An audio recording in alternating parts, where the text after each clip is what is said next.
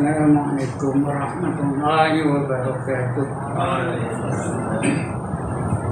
A'udzu billahi minasyaitonir rajim. Bismillahirrahmanirrahim. Ila hadratin Nabi Muhammadin al-Mustafa Rasulullah sallallahu alaihi wasallam wa ila alihi wa sahbihi ajma'in. وإلى حضرات جميع الأنبياء والمرسلين عليهم الصلاة والسلام وإلى حضرات جميع الأولياء والصالحين وجميع المؤمنين والمؤمنات والمسلمين والمسلمات الأحياء منهم والأموات وإلى حضرات آبائنا وأمهاتنا وأجدادنا وجداتنا وعشيرتنا ومعلمينا ومن لهم حقوق علينا أشهد أن لا إله إلا الفاتحة. أعوذ بالله من الشيطان الرجيم. بسم الله الرحمن الرحيم.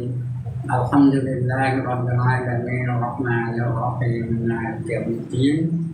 إياك نعبد وإياك نستعين اهدنا الصراط المستقيم صراط الذين أنعمت عليهم غير المغضوب عليهم ولا الضالين.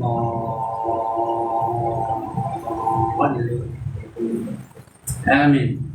الحمد لله الذي أحيانا بعدما أماتنا وإليه النشور. والصلاة والسلام على أشرف الأنبياء والمرسلين وعلى آله وصحبه أجمعين.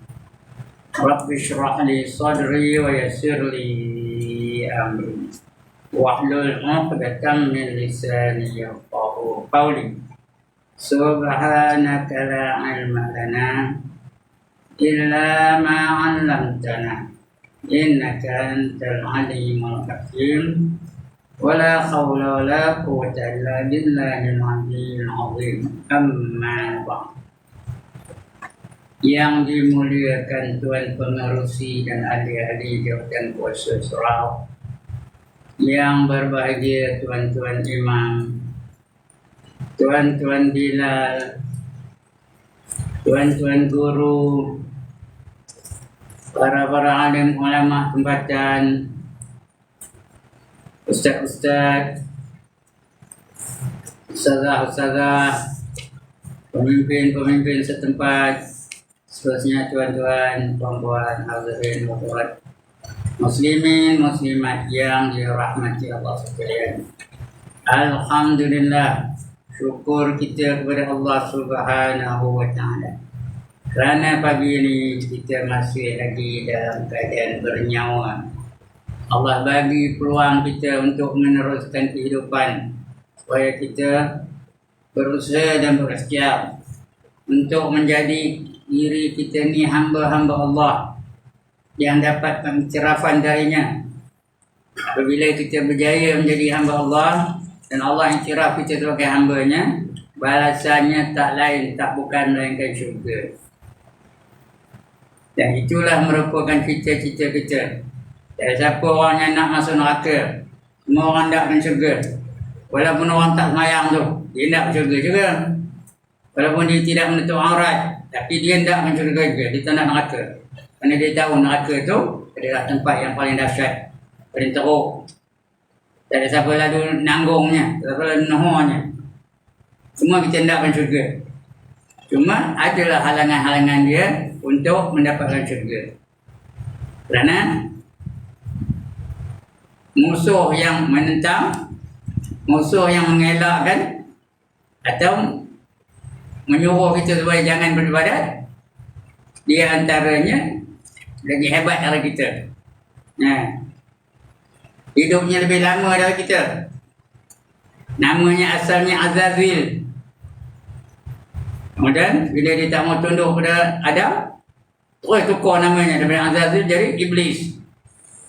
Kemudian dia pula banyak askar-askarnya banyak, pembantu-pembantunya banyak. Dan dia mengeluarkan berbagai senjata supaya kita terhalang daripada melakukan ibadah kepada Allah Ta'ala. Sebab itu kita kena berhati-hati terhadap tipu daya syaitan. Allah dah bagi amaran kepada kita. Alam a'had ilaikum ya bani Adam alla ta'budu syaitan innahu lakum aduwwum mubin. Kita minggu kita baca ya. Bukankah sudah aku kabur kepada kamu wahai anak Adam, jangan kamu ikut kata-kata syaitan. Sesungguhnya syaitan itu adalah musuh kamu yang amat nyata. Syaitan itu di antaranya adalah tentera-tentera Allah lah. Kalau seorang bagi syaitan, kalau kami ada panggil syayatin, ramai tu. Nah, jadi mudah-mudahan kita akan terhindar dari godaan syaitan itu dan dapat kita meneruskan kehidupan sebagai hamba-hamba Allah sehingga Allah iktiraf kita sebagai hamba. Dan Allah hendakkan kita ini supaya selamat. Allah tak hendak azab kita. Betul Allah datang kan? Setahun sekali, sebulan betul. Dia suruh kita membuat berbagai-bagai jenis ibadah dan bulan tu. Disuruhnya kita banyak sembahyang. Disuruhnya kita banyak baca Quran. Disuruhnya kita banyak zikir. Disuruhnya kita banyak selawat. Disuruh kita melawan hawa nafsu. Nafsu nak makan jangan. Nafsu nak jemaah dengan isteri tak boleh. Bulan ini tak boleh. Siang lah. Lagi apa? Disuruhnya kita banyak sedekah. Semua itu menjurus ke arah ketakwaan. Itu Allah datangkan bulan ini, iaitu bulan Ramadan. Apa kata Allah? Ya ayyuhallazina amanu kutiba alaikumus siyam kama kutiba alal ladzina min qablikum. Ujungnya la'allakum tattaqun. Wahai orang-orang yang beriman, diperintah kepada kamu berpuasa di bulan Ramadan, diwajib kepada kamu berpuasa di bulan Ramadan sebagaimana diwajibkan kepada mereka-mereka yang sebelum kamu. Mudah-mudahan kamu menjadi orang-orang yang bertakwa. Itu tujuan Allah datang ke Ramadan itu, supaya kita menjadi orang yang bertakwa. Dan kita dah masuk hari ini ke-12. Alhamdulillah. Berbagai-bagai ibadah yang telah kita lakukan. Banyak sembahyang. Orang banyak sembahyang dapat apa? Dia tercegah daripada perbuatan fahsya dan munkar. Itu janji itu. Allah janji itu. Inna salata tanha anil fahsya wal munkar. Sesungguhnya sembahyang itu mencegah seseorang itu daripada perbuatan keji dan juga perbuatan maksiat. Sembahyang itu mencegahnya. Kalau letak juga tercegah, mayang-mayang juga, nombor ekor ambil juga, mayang-mayang juga, kedekut juga, mayang-mayang juga, mencuri juga, mayang-mayang juga, rasuah juga, ada yang tak kena dengan semayang. Cek balik. There must be something wrong in the way you pray. Kerana kalau dia betul-betul semayang, betul-betul dia semayang sehingga Allah terima semayangnya, diberi pahala, dia akan tercegah daripada perbuatan fahsya dan munkar. Itu datangnya bulan Ramadan. Banyak semayang. Ada satu jenis semayang hanya ada bulan Ramadan. Bulan lain tak ada. Semayang apa? Tarawih. Banyak tu. Semalam 8 rakaat. Sikit banyak ke? Sebulan berapa? Allah dah tahu kira 8 kali 30. 240 rakaat. Sebulan tu. Itu baru tarawih. Witir. Semalam 3, sebulan berapa? 90. 240 campur 90 berapa? 300. Itu banyak tu. Jadi akan tercegah daripada perbuatan fahsya dan munkar. Kemudian banyak zikir. Banyak ada zikir kita di bulan Ramadan. Tak ada zikir. Muhammad beda beliau. Banyak ke zikirnya. Subhanal malikil ma'bud, kata tu bila. Subhanal malikil mawjud, Subhanal malikil hayyil ladzi la yanamu wa la yamutu wa la yafutu abada. Subuh Qudus Rabbuna Rabbul Malaikati Waruh. Itu pun kita sama orang apa? Subhanallah walhamdulillah wa la ilaha illallah wallahu akbar wa la hawla wa la quwwata illa billahil aliyyil azim. Tuan-tuan dan puan-puan, 4 kalimah yang kita sebut tadi, kata Nabi apa? Ringan di bibir tapi berat pada timbangan di akhirat. Pahalanya banyak benar, berat asal. Ringan di bibir, apa itu ringan di bibir? Ringan di bibir. Apa itu ringan di bibir? Senang nyebutnya, tak ada berpensan nyebutnya. 4 kalimah tadi, apa benar? Yang pertama, subhanallah. Yang kedua, alhamdulillah. Lagi yang ketiga, la ilaha illallah. Yang keempat, Allahu akbar. Tambah lagi dengan la haula wa la quwwata illa billahil aliyyil azim. Itu kita tambah dengan penyerahan diri kita kepada Allah Taala. Yang berkuasa hanya Allah Taala. Tidak ada daya bagi aku, tidak ada kekuatan dalam diri aku ni untuk melakukan kebaikan kecuali dengan izin Allah Taala. Bila Allah izin baru boleh. Kita serahkan diri kita kepada Allah Taala. Kita mengaku Allah yang menentukan segala-galanya. Cuma satu ni, jenis zikir satu aja. Orang banyak zikir dapat apa, tuan-tuan dan puan-puan? Dapat jiwa yang tenang. Siapa tak nak jiwa tenang ke tangan? Tenang jiwa ni. Tak ada berserabut. Tak ada nak metor je kerjanya. Allah bagi dia sifat sabar. Nak ke tak nak? Allah bagi dia sifat qanaah. Nak ke tak nak? Allah bagi dia sifat syukur. Nak ke tak nak? Allah bagi dia sifat redha, nak ke tak nak? Itu tenang dulu. Maknanya dia dapat syurga dulu di dunia ni sebelum dapat syurga yang sebenarnya nanti di akhirat. Mudah-mudahan kita hayati sungguh Ramadan ini. Sungguh-sungguh anggaplah ini Ramadan yang terakhir bagi kita. Kalau dah yang terakhir kita buat betul-betul ke buat cincai-cincai je. Itu buat betul-betul. Bulan tahun depan tak tentu kita boleh jumpa dengan Ramadan. Siapa tentu? Siapa boleh garanti? Angkat tangan. Saya nak angkat gambar. Mana orang boleh garanti? Next year I guarantee I will be with Ramadan. Angkat tangan. Saya nak angkat gambar. Mana nak masuk dalam TikTok. Ini TikTok tak? Siapa yang boleh menjamin dia boleh berjumpa dengan Ramadan yang akan datang? Jadi ini yang terakhir bagi kita. Bila anggap itu sebagai terakhir. Bila terakhir kita buat semua lah. Tak ada lambat-lambat menayang. Tak ada belum komit maulud maidah. Zikir sesungguh. Kerana ini zikir terakhir. Mana yang tentu boleh zikir lagi. Banyak sedekah. Banyak baca Quran.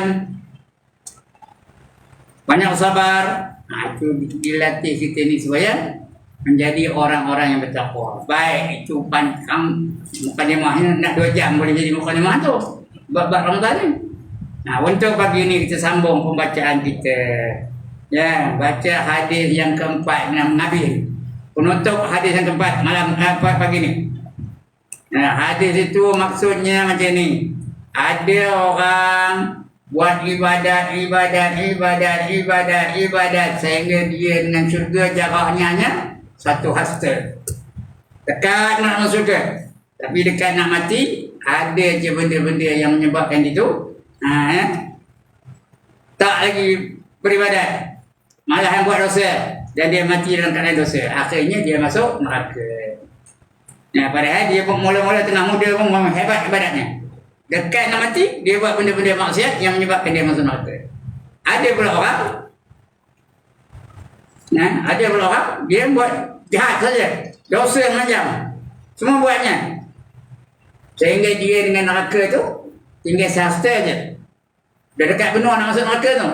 Tapi dekat nak mati, Allah bagi dia petunjuk dan dia melakukan perkara-perkara yang baik, perkara-perkara yang ibadah, dan dia mati dalam keadaan baik. Bila mati dalam keadaan melakukan kebaikan, ke mana perginya? Syurga lah. Walaupun dia dah 1 hasta dekat nak masuk neraka, tak ini masuk neraka, terus masuk syurga. Hadis ini memberi kita pelajaran bahawa ketentuan yang sebenarnya siapa menentukannya? Allah Ta'ala. Cuma kita tak tahu. Takdir kita ni kita tak tahu. Kalau kita tahu senang kan? Ini rahsia Allah. Takdir salah satu daripada 10 yang Allah rahsiakan kepada kita. Kita tak tahu kita nak jadi ahli syurga atau ahli neraka. Kejap ni seolah-olah kita macam menjadi ahli syurga lah. Nak subuh ramai-ramai, wirid ramai-ramai, ngaji pula lepas tu. Tapi akhir hidup kita tak tahu. Jadi kita kena jaga sungguh-sungguh. Dan Allah bagi pilihan. Allah kabar dalam Quran apa? Inna hadainahu sabil imma syakiran wa imma kafura. Sesungguhnya aku tunjuk kepada kamu jalan sama ada kamu nak jadi orang yang syukur atau nak jadi orang yang kufur. Pilih. Make your choice. Ada pilihan. Jadi kita pilih jalan ke syurga ke jalan ke neraka. Pilih yang mana nak.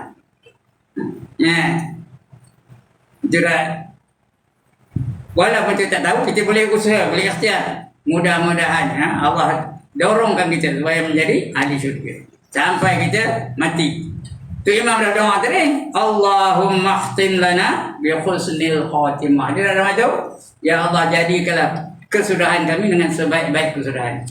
Wala takhtim alaina bi su'il khatimah. Dan janganlah kamu jadikan kesudahan aku dengan sejahat-jahat kesudahan. Sebaik-baik kesudahan apa? Beriman dan beramal soleh. Itu sebaik-baik kesudahan ya. Tengah beriman, tengah beramal soleh, kita mati. Macam? Macam tuan-tuan? Tengah beriman, tengah beramal soleh. Kita betul-betul percayakan Allah kalau kita buat perkara yang diperintahkan oleh Allah Ta'ala. Itu ikut Islam. Allah janjikan apa? Syurga. Wa basyiril ladzina amanu wa amilus solihat anna lahum jannatin tajri min tahtihal anhar. Berilah berita gembira kepada mereka yang beriman dan beramal soleh bahawa bagi mereka itu syurga yang mengalir di bawahnya beberapa sungai. Itu janji Allah tu. Begitu juga Allah janji bagi orang yang tak nak beribadat, buat maksiat saja. Kata Allah, walladzina kafaru wa kazzabu biayatina ulaika ashabun nar hum fiha khalidun. Dan mereka-mereka yang kufur, ingkar dan mendustakan ayat-ayat kami, mereka itulah yang menjadi penghuni-penghuni neraka, kekal mereka di dalamnya selama-lamanya. Jadi pilih mana nak? Nak syurga, usaha untuk mendapatkan syurga. Nak neraka, usaha apa ya? Untuk mendapat neraka. Mana senang? Nak dapat syurga ke nak dapat neraka? Tuan-tuan, mana senang? Syurga senang? Ya senang je. Dua je, susah. Senang apa? Senang nyebutnya. Senang ke? Nak beriman dengan Allah Ta'ala. Beriman rukun iman yang 6 tu. Senang nak beriman? Dan apa saja kita buat kena ikut Islam. Whatever you do must be according to Islam. Baru dapat syurga. Nak neraka? Senang je kan? Senang je nak neraka. Tak payah buat. Tengah duduk boleh dapat neraka lah. Selok je kain tu, tunjuk kalau lutut tu. Dapat neraka lepas tu. Ni orang lelaki ni, selok je kain tu. Tengok, neraka lutut saya besar. Saya tunjuk kalau lutut tu. Dapat neraka. Siapa nak? Ni, bagi tabiat tu senang juga. Dan neraka apa? Buka tudung tu. Keluarkan rambut tu. Tengok rambut alim ni. Dapat neraka. Tu senang ke? Tak payah berdiri. Duduk, tengah duduk boleh. Atau fikirkan. Dustakan ayat-ayat Allah. Mana ada kebangkitan. Dapat neraka. Tak payah buat apa-apa. Nak duduk apa mana? Mana ada kiamat. Dapat neraka. Kekal selama-lamanya. Jadi mana senang? Nak dapat syurga kan nak dapat neraka? Tuan-tuan, mana senang? Senang lah nak dapat neraka. Dapat syurga bukan senang. Kena puasa, kena semayang, kena baca Quran dan sebagainya. Okey, untuk pagi ni kita sambung pembacaan kita. Buka muka surat 131 yang Rumi. Jawi saya tak tahu. Yang dah kita baca Nah ya, ditulis 4 kalimah semasa dalam kandungan. 4 kalimah ada umurnya macam mana, hartanya banyak mana ya. Nah, ilmunya banyak mana dah tulis kita. Itu masa dalam kandungan tu. Kemudian pagi ni kita sambung. Sehasta sahaja dengan neraka atau syurga. Dia buat baik. Dekat penuh nak masuk syurga. Tiba-tiba dia melakukan maksiat, mati dalam keadaan maksiat.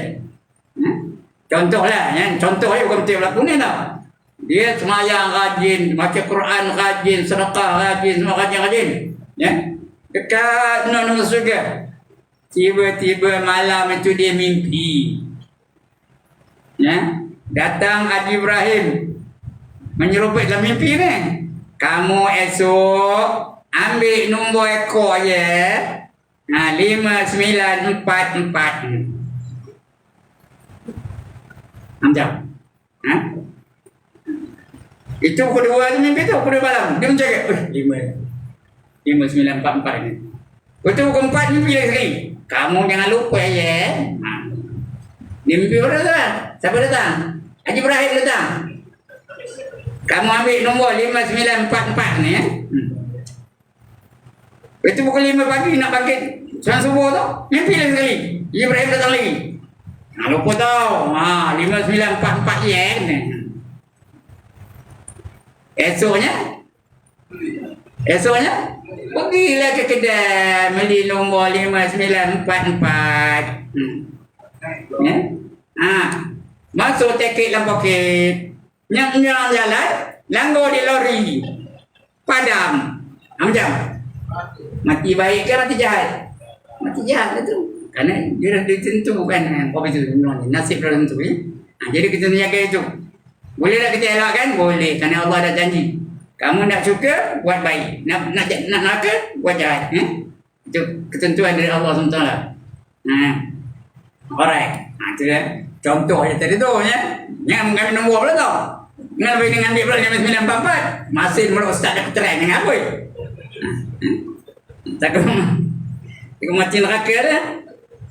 Setelah Rasulullah sallallahu alaihi wasallam menerangkan bahawa seorang manusia telah ditulis 4 kalimat, 4 perkataan bagi perjalanan hidupnya di dunia, maka dijelaskan pula seorang yang celaka. Jenis orang celaka ni dah tentu untuk celaka atau bahagia kerana amalnya yang jahat atau yang baik di akhir hayatnya hingga di hari meninggalnya sampai kelak ke neraka atau ke syurga. Ada orang hidupnya semasa dia muda tu menjadi wali, jadi wali Allah. Ibadahnya hebat sehingga 60,000 orang muridnya boleh terbang di udara. Dia terbang macam burung. 60,000 orang muridnya. Ambil ada sikit 60,000 orang. Mana ada saya pun mana ada 60,000 orang murid. Lainlah orang macam Ustaz Azhar Idrus tu. Ada orang berjuta-juta muridnya. Saya ni ramai orang 20 orang tak ramai. Ini 60,000 orang muridnya. Boleh terbang di udara. Akhirnya dia datang syaitan menjelma sebagai orang alim, menipu dia dan dia pun akhirnya mengaku syaitan sebagai Tuhan. Ini cerita. Mengaku syaitan sebagai Tuhan, lalu dia mati dalam keadaan itu. Dalam keadaan mengaku syaitan sebagai Tuhan, maka matinya apa? Bagaimana kafir? Kafir. Tahu nama orangnya? Barsiso namanya. Nama orang tu Barsiso. Padahal dia tu dah sedikit lagi, dah sehasta dengan syurga. Hebat ya. Tapi kerana dia ditakdirkan begitu, jadi dia ahli neraka. Tapi ada satu orang lagi, raja memerintah satu negara. Semayang yuda, apa yuda, hari Jumaat orang pergi masjid, dia pergi memburu binatang. Orang masjid dia buru binatang. Namanya raja tu Ibrahim. Kenal Ibrahim? Bukan Ibrahim Ista. Ibrahim apa? Ibrahim bin Adham. Ada pernah dengar nama itu? Ya Allah, tak pernah dengar. Ibrahim bin Adham. Wali Allah tu tau.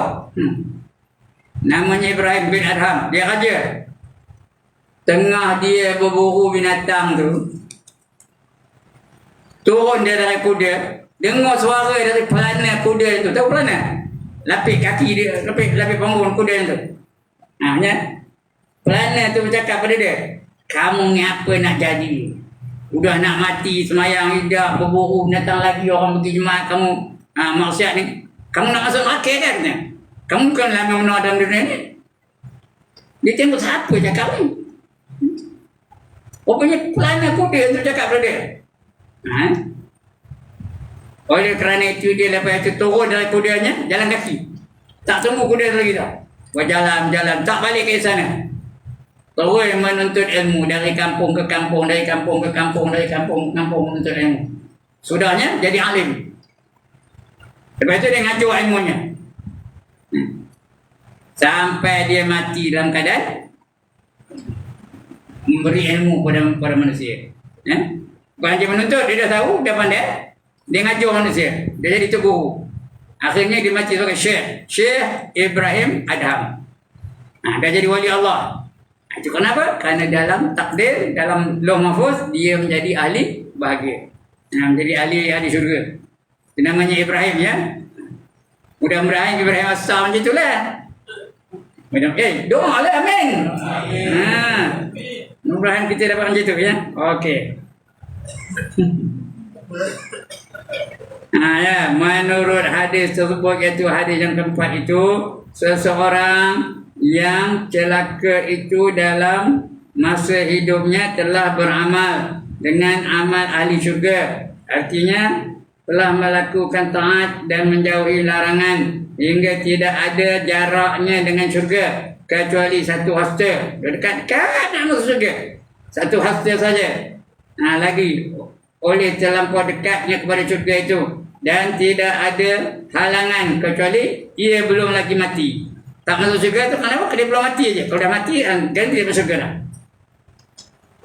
Tetapi nasibnya adalah malang kerana suratnya telah terlebih dahulu menetapkan yang ia ahli neraka. Sudah tertulis di lauh mahfuz bahawa dia itu adalah ahli neraka. Dia tak tahu. Oleh kerana tak tahu dah, kita patut berusaha yang terbaik ke berusaha untuk yang terburuk. Kita tahu. Kita tak tahu ni. Nasib kita tak tahu. Jadi kita berusaha untuk yang terbaik ke berusaha untuk yang terburuk. Dan yang terbaik lah. Usaha aja. Kerana mungkin kita usaha tu kita mati dalam usaha yang terbaik tu. Tak dapat kita syurga, insyaAllah. Dan kita tak tahu. Allah hanya yang tahu. Itu ketentuan itu semua dari Allah SWT. Ada tulis di lauh mahfuz tu.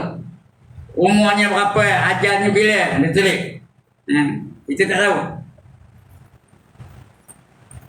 Kerana dia belum mati. Tapi nasibnya adalah malang kerana suratnya terlebih dahulu menetapkan dia ahli neraka. Lalu berubahlah hatinya, bertukarlah sikap dan corak hidupnya. Kalau dulu semasa mudanya adalah orang yang soleh, sekarang ini masa tuanya adalah orang yang fasik. Fasik itu melakukan maksiat, ya. Dan dalam keadaan yang demikian itu akhirnya dia mati dalam fasikan, mati dalam mabuk kan. Mati macam mati tadi lah, mengambil ekor ke, dengan mumpat ke matinya. Betul kan? Mati dalam masa sedang asyik melakukan perbuatan ahli neraka. Kerana itu masuklah ia ke dalam neraka, ya. Contoh tadi lah. Iblis tu sendiri, dia asalnya bukan namanya Iblis. Namanya apa? Azazil. Azazil artinya mulia. Azza tu artinya mulia. Zil tu yang mulia. Gelarannya hebat. Ada yang manggil itu abid, artinya ahli ibadah. Ada yang manggil itu rocking. Apa itu rocking? Sensasi rukuk. Mayang aja. Ya, di langit dunia ada yang manggil dia rokik, ada yang manggil dia sajid. Apa itu sajid? Sentiasa sujud kepada Allah Ta'ala. Ya. Ada yang manggil itu syahid. Syahid itu artinya sentiasa menyaksikan Allah Ta'ala. Ada yang manggil dia qanit. Qanit itu sentiasa apa? Sentiasa berzikir. Tapi apabila rupanya dalam hatinya ada takabur, ada riya, ada ujub, ada takabur, dia tak tahu. Ya. Allah tunjuk itu. Bila dia diperintahkan Allah supaya dia sujud pada Adam, dia tak hendak. Rupanya kerana takabur itu. Akhirnya tukar nama iblis. Ingat ayat Quran tadi. Wa iz qulna lil malaikati isjudu li Adam fasajadu illa iblis aba wastakbar. Terus jadi iblis. Kenapa? Aba wastakbar, dia engkar lagi takabur. Wa kana minal kafirin, terus jadi kafir. Itu maknanya ketentuan dari Allah Ta'ala. Kita tak tahu. Cuma kita haraplah kita ni ditentukan Allah Ta'ala menjadi orang yang baik. Sampai matinya. Mati dalam masa sedang asyik melakukan perbuatan ahli neraka. Kerana itu masuklah ia ke dalam neraka. Sebaliknya pula pada hadis tersebut diterangkan hal orang yang bahagia. Bahagia kerana mati dalam amal ahli syurga. Dia mati dalam melakukan benda-benda yang boleh menyebabkan dia masuk syurga. Sekalipun sebelumnya ia telah banyak mengerjakan perbuatan ahli neraka. Tetapi disebabkan perubahan sikapnya dan kelakuannya, maka akhirnya ia dapat memasuki syurga. Berkat pekerjaannya yang baik dan amalnya yang diterima di bahagian akhir dari hayatnya. Ya.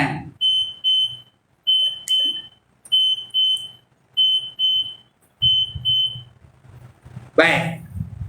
Semua orang ada dengar cerita ni. Orang Fadilat Tawad. Ya? Fadilat Tawad. Saya dah cerita agak di sini. Saya pun tak tahu. Dah saya cerita ke dah. Saya pun ingat apa yang saya cerita dah. Ya. Ada seorang manusia, dia kerjanya jahat aja. Apa pun semua buatnya. Mencuri lah, merompak lah, membunuh lah, merogol. Semua dia buat. Apa saja kamu sebut je benda ni, dia ada pernah melakukannya. Sampai dia dah bunuh orang 99 orang dibunuhnya. Dah saya cerita belum? Udah. 99 orang dibunuhnya. Akhirnya timbul kesedaran dalam dirinya. Nak cerita lagi ke tak payah? Tak payah? Dia pun jumpa dengan Tok Guru. Nama Tok Guru tu Ibrahim Mista. Kenal kan? Dia pun tanya, Ustaz ni, saya ni agak-agak kalau saya taubat diterima Tuhan ke tak? Tok Guru tanya dia, apa dosa kamu? Dia pun kata lah, saya udah mencuri, dah membunuh, udah apa, udah merogol, udah apa, merompak, minum arak, tak tentu halal. Ya? Banyak dosa saya lakukan. Saya udah bunuh 99 orang. Iya ke? Macam tu. Agaknya orang gajah apa tu? Apa kata dia Ustaz Ibrahim? Entahlah kalau kopi tu banyak benar dosa kamu, payahlah kasih-kasihnya, payah Tuhan nak terima taubat kamu je. Iya ke Ustaz? Kata Ustaz, kalau Ustaz tu memang orang gajah. Dia kata. Kalau kopi tu Ustaz jadi orang yang ke 100, dia pun keluar pedang, cam. Putih tengkuk Ustaz tu. Padamlah Ustaz tu. Udah lama lepas tu dia dah menyesal balik. Nak taubat balik. Agaknya taubat diterima Tuhan tidak katanya. Dia pun tanya dengan Ustaz lain. Tanya pada Ustaz Khairul Subhi, kenal? Tapi tak kenal kan? Ustaz Khairul Subhi tu lembut orangnya kan? Ya ke tak? Dia tanya Ustaz Khairul Subhi, Ustaz, saya ni banyak benar dosa. Agak-agak terima Tuhan kalau saya tobat. Tanya dia Ustaz tu, apa dosa kamu? Kata dia pun kabur. Saya dah ni, sampai saya dah bunuh Ustaz Ibrahim katanya. Apa kata Ustaz Khairul Subhi? Dia orangnya lembut. Dia orang berpengetahuan pun. Dia kata Allah Maha Pengampun. Allah Maha Penyayang. Allah Maha Pembela. Allah tak nak kita masuk neraka. Apa saja kamu buat, kalau Allah nak ampunkan, boleh Allah ampunkan. Tapi syaratnya begitulah. Kamu jangan duduk di taman aman ni. Kamu kena pindah dari taman aman ni. Mesti pindah Sungai Lesung. Nah, kerana Sungai Lesung tu kebanyakannya orangnya orang apa? Orang yang orang-orang belaka. Orang yang soleh-soleh belaka. Nah, kamu kalau di taman aman ni kamu terpengaruh dengan maksiat. Iya kau Ustaz. Kita serupan dia Ustaz Khairul ni. Nah. Dia pun ikut dia cakap Ustaz tu. Dia pun pindah. Pindah daripada taman aman ni. Berjalan kaki menuju ke Sungai Lesung. Nah, sampai ke kampung Haji Dahlan. Kenal kita tahu ke mana tempat kampung Haji Dahlan. Datang lori langgar. Mati. Udah mati tu berebut dua orang malaikat nak ngambil rohnya. Nah, seorang malaikat apa gelarnya? Rahmat. Lagi satu malaikat Zabaniyah. Tuan-tuan, apabila kita mati, siapa yang nak ngambil roh kita? Nak yang mana roh tu ngambil kita? Nak malaikat Rahmat ke malaikat Zabaniyah? Siapa yang nak malaikat Zabaniyah kan? Nah, dua-dua tu berebut ambil. Ini aku punya, kata malaikat Zabaniyah. Dia mana pernah buat baik dan hidupnya buat jahat aja. Banyak hayat jahatnya. Langsung lah. Kata malaikat Rahmat, dia akhirnya sedar. Udah nak buat baik ni. Dah berjalan pun. Dah menuju kepada apa? Kepada taubat. Cuma dia tak sempat nak melakukan ibadah. Dah mati ketika itu. Jadi dia sebenarnya dia niat sudah berlaku baik lah. Bertengkar-tengkar, aku punya, kata malaikat Zabaniyah. Kata malaikat Rahmat, aku punya, kata. Maksudnya nakkan Rahmat tu. Nakkan roh kawan tu. Bertengkar-tengkar, datang malaikat yang ketiga. Dia pun mencadangkan. Allah hantar malaikat yang ketiga tu untuk membuat penyelesaian. Dia kata malaikat yang ketiga tu senang aja nak memutuskan komando siapa-siapa yang layak ni. Sukat tempat dia mati tu. Tengok mana jaraknya. Dekat dengan taman aman ke dekat dengan Sungai Lesung. Mereka pun sukat lah. Bila sukat-sukat rupanya lebih dekat kepada Sungai Lesung. Berapa jauhnya? Berapa jauhnya? Bezanya berapa? 1 jengkal. Bukan hasil pun. Sejengkal aja. Sejengkal aja lebih dekat kepada Sungai Lesung. Bermakna dia lebih hampir kepada taubat atau lebih hampir kepada maksiat? Dia hampir kepada taubat. Lalu roh itu dapat kepada siapa? Malaikat Rahmat. Masuk dia dalam syurga. Itu cerita itu ya. Jadi kita ni mudah-mudahan kita masuk dalam golongan itu ya. Kemudian sebaliknya pula pada hadis tersebut diterangkan hal orang yang bahagia. Bahagia kerana mati di dalam amal ahli syurga. Sekalipun sebelumnya ia telah banyak mengerjakan perbuatan ahli neraka. Contohnya itu tadi, raja tadi. Siapa nama raja tadi? Siapa nama?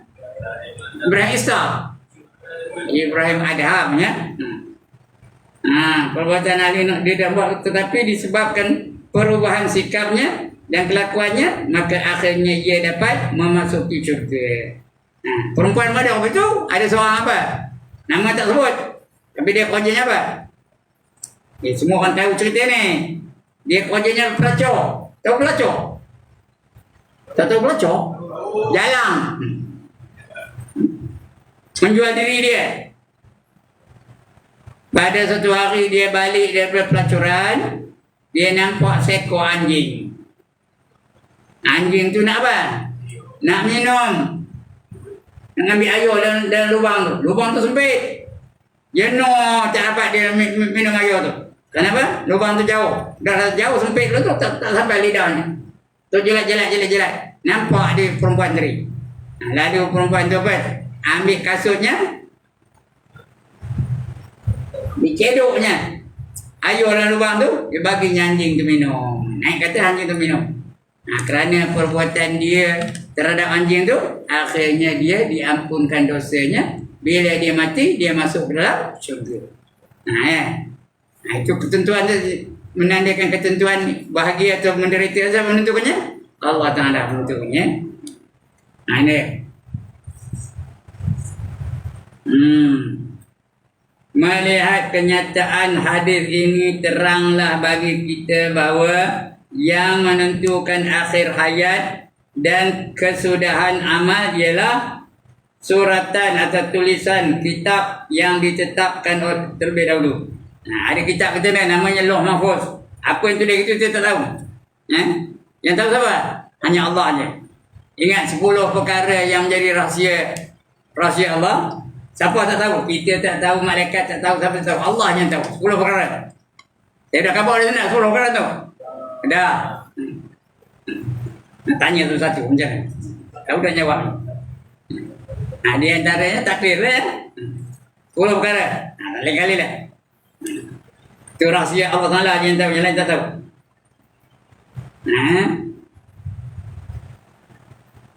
Ada. Atau tulisan kitab yang ditetapkan terlebih dahulu. Seolah-olah apa yang sedang dikerjakan sekarang belumlah dapat menentukan atau memastikan natijah artinya apa, hasil.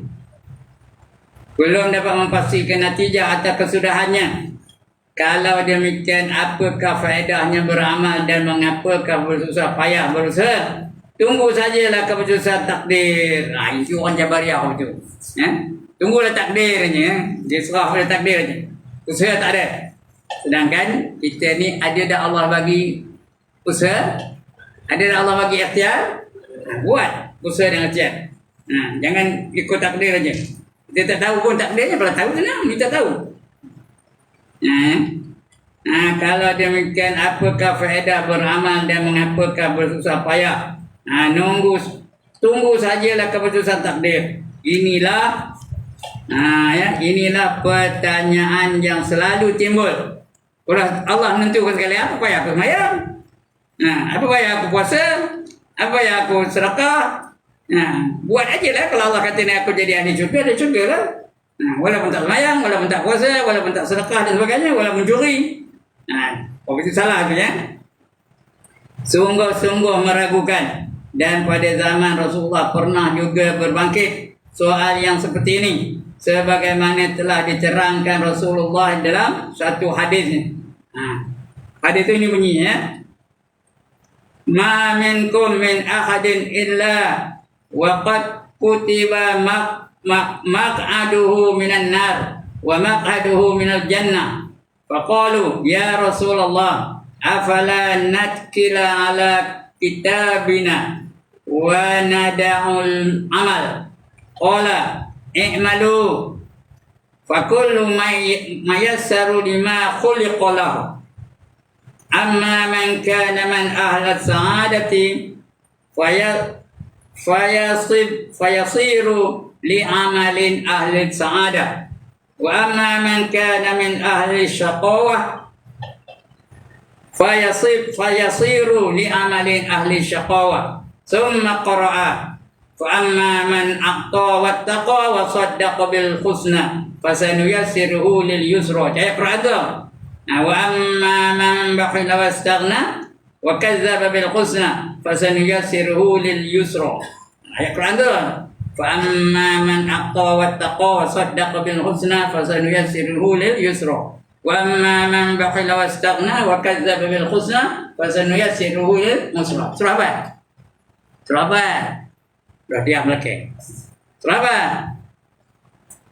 Wal laili yaghsha wan nahari idza tajalla. Wal laili. Atas habis buat doa sikit Surah wal laili idza yaghsha. Ayat dia. Artinya apa? Tekan ayunya. Tidak ada seorang daripada kamu melainkan telah dituliskan 4 duduknya. Tempat duduknya. Telah ditulis tempat duduknya dari neraka dan tempat duduk dari syurga. Lalu mereka berkata, ya Rasulullah, Betul kan tu? Bukan ya Rasulullah, tak betul tu. Ya Rasulullah. Kalau ya lah. Ya Rasulullah. Kalau begitu maka apakah kami berserah saja kepada tulisan? Tulisan kami dan kami tinggalkan amal. Rasulullah menjawab, bersabda, beramallah kamu, maka semuanya akan dipermudahkan kepada apa yang telah dijadikan baginya. Adapun orang yang dari golongan bahagia, maka ia akan beramal dengan amal golongan bahagia. Dan orang yang dari golongan celaka, maka ia akan beramal dengan amal golongan celaka. Dalam hadis tadi yang lain apa kata? Diterangkan bahawa orang yang bahagia akan dipermudahkan untuk amal yang bahagia. Sedangkan orang yang celaka akan dipermudahkan untuk amal orang celaka. Itu bergantung pada ketentuan dia. Kemudian Rasulullah membaca ayat yang tersebut tadi ya. Maka adapun orang yang memberi dan berbakti, orang taqwa ya, mengakui dengan kebaikan, maka kami akan permudahkan dia ke jalan yang mudah. Senang je nak buat amal ibadat. Dan adapun orang yang bakhil dan merasa terkaya dan mendustakan ayat-ayat kami, maka kami akan permudahkan ia kepada jalan yang payah. Jalan payah itu mudah, buat jahat jadi mudah bagi dia, merompak senang bagi dia. Padahal kita takut nak merompak kan, tapi orang yang dah tentu kejahatan tu mudah aja nak merompak, senang nak nipu, senang dan sebagainya. Jelaslah dari keterangan ini bahawa Rasulullah banyak mengerjakan perkara amal serta menitik beratkan hubungan dengan seseorang, kerana amal mendorongkan jalan kemudahan, dan kerananya pula akan terbuka arah tujuan, dan padanya terdapat sebab-sebab yang menimbulkan kebahagiaan dan kecelakaan. Nak celaka ada je sebabnya, nak bahagia pun ada sebabnya. Ada je. Orang rajin sembahyang, sampai akhir hayat dia sembahyang, dia akan bahagia. Orang yang buat maksiat, dia akan putus asa dengan rahmat Allah. Apa gaduhkan aku kalau tak sembahyang pun, kalau aku masuk syurga lah. Dia putus asa ni. Tak itu pun aku masuk neraka juga, tak payah sembahyang. Jadi dia mudah dia melakukan maksiat, meninggalkan apa yang perintah Allah. Habis. Kemudian kita ambil petunjuknya, kesimpulannya. Petunjuk itu penting, kesimpulannya. Hadis yang keempat ini mengandungi beberapa petunjuk. Di antaranya yang pertama menunjukkan kepada asal kejadian manusia. Kita ni asal kejadian apa? Ayah yang hina. Anasir yang sama. Semua raja pun daripada ayah yang hina. Rakyat pun daripada ayah yang hina. Sultan pun daripada ayah yang hina. Hamba pun daripada ayah yang hina belakang. Semua sama saja kejadian kita ni. Daripada air mani. Dan keluar ke dunia dan tempat yang sama. Keluarnya pun ke dunia daripada tempat yang sama. Lubang yang hina. Mimma immahin. Ada tak? Kita keluar daripada tempat yang hina. Dalam badan kita ni penuh dengan kehinaan. Ya ke tak? Bangkit dari tidur, kisah mata ada apa? Tak mata. Korek telinga ada apa? Tak telinga. Korek hidung ada apa? Tak hidung. Nyongongin nampak apa? Tak gigi. Dalam perut ada apa? Dalam perut ada apa? Tungnya. Bawa ke surau, bawa ke masjid, bawa ke pejabat, bawa ke pasar raya. Tungnya. Tung apa? Tung tai. Mulia ke hina? Hina belakang kita ni. Udah mati jadi apa? Udah mati kita so jadi apa? Bangkai yang hina. Walaupun dia jadi ratu, dia jadi ratu. Miss Taman Aman. Kau dah mati apa jadi? Bangkai yang hina. Ada orang nak beli, ada orang nak kahwin dengan dia. Udah jadi bangkai. Begitulah. Jadi apa alasan kita nak takabur? Apa alasan kita nak ego? Apa alasan kita nak sombong? Anak kita ni asalnya hina. Keluar dari tempat yang hina. Dalam badan kita ni penuh dengan benda yang hina. Itu ya. Kenapaannya tu. Sebab itu kita dilarang supaya takabur, dilarang supaya riak, dilarang supaya ujub. Nah, kita kena hina benar. Nah, menunjuk kepada asal kejadian manusia dari satu anasir yang sama, yaitu air mani, dan keluar di dunia dari tempat yang sama, dalam keadaan yang sama. Nah, sama-sama tidak mengetahui sesuatu berdasarkan kejadian yang sama inilah, maka manusia adalah satu saja tarafnya. Semua apa je, raja macam tarafnya, manusia rakyat macam itu tarafnya, hamba macam itu tarafnya, ulu balang macam itu tarafnya, private macam itu tarafnya. Tidak ada kemuliaan dan kehinaan seseorang, sebagaimana tidak ada sebarang sebab baginya memandang ketinggian dirinya. Tak ada sebab mengapa dia nak meninggikan diri dia, nak merasa ego dan diri dia, tak ada sebabnya. Dan merendahkan orang lain. Kemudian sebab itu selanjutnya pula, hadis ini menunjukkan kekuasaan Allah dan kebijaksanaannya menciptakan manusia dengan cara yang beransur-ansur. Serta ditetapkan pula garisan perjalanan hidup di dunia supaya manusia ini sedar dirinya. Supaya kita tahu, habis kita sedar diri. Ini jadi masalah, tak sedar diri. Mengatakan diri dia itu hebat aja. Mengetahui hatinya. Kemudian faham hakikat hidupnya, yaitu ia diciptakan, dihidupkan oleh Tuhannya serta ditunjukkan sebab-sebab penghidupannya, kesihatannya dan sebagainya. Kenapa kita dihidupkan? Untuk beribadat kepadanya. Apa kata Allah? Wa ma khalaqatul jinna wal insa illa liya'budun. Dan tidak aku jadikan jin dan manusia melainkan semata-mata nak menyembah aku, menjadi hamba-hamba aku. Itu tujuannya. Jadi apa alasan kita nak ego? Apa alasan kita nak sombong? Akhirnya supaya ia mengerti dan percaya bahawa Tuhan yang menciptakannya itulah Tuhan yang mematikannya. Tuhan jadikan dia, Tuhan mematikan dia juga, dan membangkitkannya kelak dari kuburnya. Dan kebangkitan ini bagi Tuhan tidaklah sukar, tak ada susah nak bangkit. Mencipta dari tak ada jadi ada, dah ada, ini benda dah ada. Baik pulih aja, lagi senang mudah saja bagi Allah. Tiadalah sukar, kerana apakah sukarnya baginya mewujudkan kembali sesuatu yang telah ada, sedangkan dahulu semasa belum ada dapat diwujudkannya. Macam pertama. Yang kedua, menunjukkan bahawa amal seseorang itu adalah syarat yang menghampirkan kepada balasan yang baik. Kalau nak baik, balasan yang baik, amal yang baik. Nak balasan jahat, amal yang jahat. Atau jahat, syurga atau neraka, sebagaimana yang difahamkan dari hadis tersebut. Dan bahawasanya seorang tiada seharusnya, sikit lagi tuan, tiada seharusnya memastikan dirinya. Jangan nepuk tadi aja, ini ahli syurga atau ini tok imam ni, hantarlah ya. Kalau dia menjadi ahli neraka, walaupun dia tok imam, jadi neraka juga ya. Jadi jangan ego.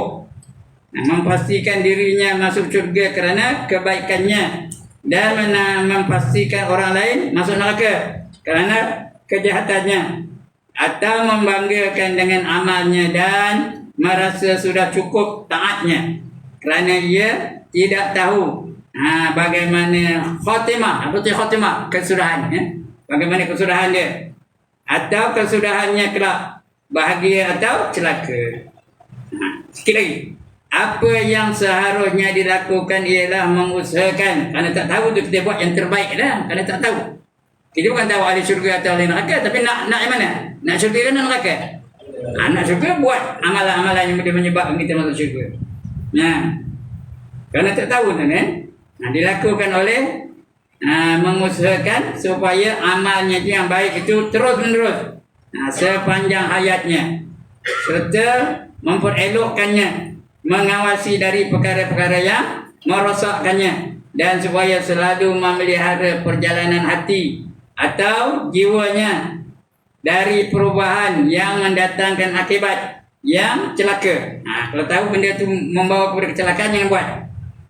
Suruh nak ada ilmu hukum tu, nak tahu hukum wajib, hukum haram, hukum sunat, hukum makruh, hukum haram, nak tahu tu. Bila tahu baru kita tindak dengan sewajarnya. Kerana perubahan inilah yang sangat ditakuti sekali. Ya, takuti sekali, iaitu atau jiwanya. Perubahan yang mendatangkan akibat yang celaka, itu takut itu tu. Kerana perubahan-perubahan inilah yang sangat ditakuti sekali, dan kerana inilah Rasulullah sallallahu alaihi wasallam sendiri membanyakkan berdoa supaya ditetapkan hati dengan sabdanya. Apa doanya? Ya muqallibal qulub, tsabbit qalbi ala dinik. Ya muqallibal qulub, wahai yang membalik-balikkan hati. Siapa yang balik-balikkan hati kita? Allah, ya. Tsabbit qalbi, tetapkanlah hati aku ala dinik. Maksudnya ada ni atas agama engkau. Tetapkanlah hati aku di atas agama engkau. Doa apa gitu? Tapi kalau tu iman jangan doa macam tu. Doa apa? Ya muqallibal qulub, tsabbit qulubana ala dinak. Yang qalbi jadi qulubana. Dia jadi apa? Jadi jamak kan? Plural kan ya? Ya muqallibal qulub, tsabbit qulubana ala dinika. Kata agama kamu. Hai Tuhan yang mengubah segala hati, tetapkanlah hatiku atas agamamu. Kalau seorang ni doanya, kalau seorang dia dengan Tuhan je. Bukan yang seorang, mana sunat apa ya? Ya muqallibal qulub, tsabbit qalbi ala dinik. Kalau dia akan ramai, jadi itu imam sini apa? Ya muqallibal qulub, tsabbit qulubana. Artinya hati-hati kami. Ala dinika, atas agama engkau ya. Dan pernah dikatakan orang kepada Rasulullah sallallahu alaihi wasallam, hai Nabi Allah, kami beriman kepadamu dan kepada apa yang kau datangkan. Adakah engkau takuti akan kami? Adakah engkau takuti akan kami? Kamu takut tak takut kami yang nak kamu beriman dengan kamu? Takut tak ada? Sabdanya ya, kata dia. Rasulullah, ya tu lah. Kerana segala hati adalah di antara dua jari dengan jari-jari Tuhan Ar-Rahman. Artinya Allah boleh balik-balikkan hati kita ni. Boleh tak? Sejak ni, beriman ni, balik-balikkan boleh tak?